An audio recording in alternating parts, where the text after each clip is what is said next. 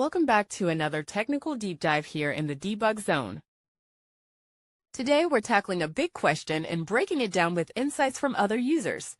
Hopefully this clears up some misconceptions and helps you get the answer you need. So buckle up, stay a little curious, and let's jump right in.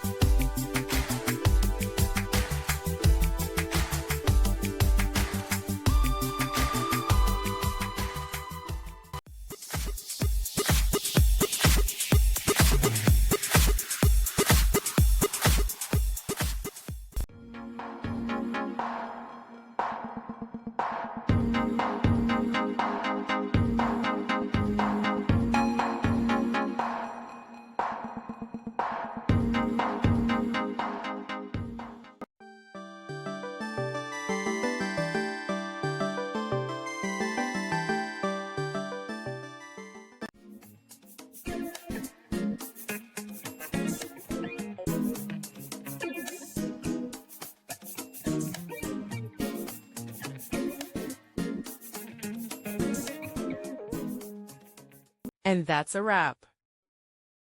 I hope you found the answer you were looking for. If you did, take a second to hit that subscribe button. It really helps out.